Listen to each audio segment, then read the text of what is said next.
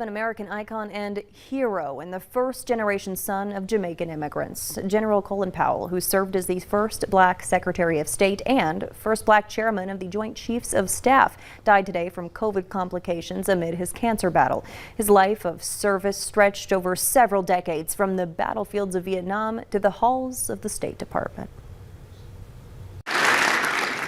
The news of Colin Powell's death prompted an outpouring of grief that reflects the profound admiration of a statesman unique in so many ways. Colin Powell dedicated his extraordinary life to public service because he never stopped believing in America. And we believe in America in no small part because it helped produce someone like Colin Powell. Thank you, Mr. Secretary. Tributes poured in from presidents, prime ministers, and countless others. President Joe Biden said that Powell, quote, embodied the highest ideals of both warrior and diplomat. He was committed to our nation's strength and security above all. Powell, Biden said, will be remembered as one of our great Americans. Obviously, a heartbreaking tragedy for the country, and one the president is feeling personally. From Powell's heritage as the son of immigrants to his storied military career before becoming a public servant who transcended party affiliation, the former four-star general and Secretary of State paved the way for so many, like Secretary of Defense Lloyd Austin. The world lost one of the greatest leaders that we have ever witnessed. Alma lost a great husband, and the family lost a tremendous father. And I lost a tremendous personal friend and mentor. At 84 years old, Powell was among the most vulnerable to the pandemic ravaging the planet.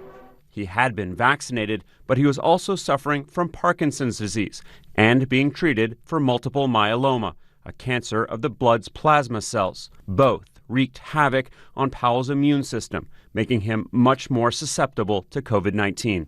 Multiple myeloma is a disease that itself suppresses the immune system, but it's also important to understand that the treatment for multiple myeloma, which patients often take every day, itself can suppress the immune system.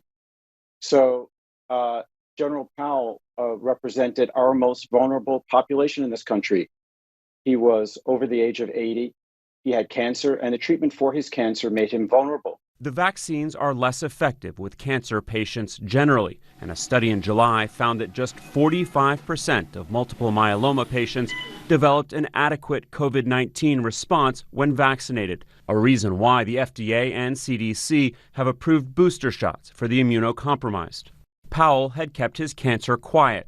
One of his last public appearances was in late September for the school named after him at the City College of New York. Speaking with his daughter, Linda, he grew emotional talking about the students. I said, okay, each of you tell me where you're from, where your parents are from, and what's your future. Each one of them, 12, I think, each one of them did that. And yeah. They reminded you of yourself. The reason I'm crying is I looked at them, and they were me. Mm-hmm. And they came from an immigrant background like me. And they came from some borough in the Bronx, and they were smiling. They were happy. His daughter confirmed that he had gotten the Pfizer vaccine. He was scheduled to get his booster shot this past week, but when he got sick, he wasn't able to get it. The Bison are dominating this season. Devin is in with more on what lies ahead for them next.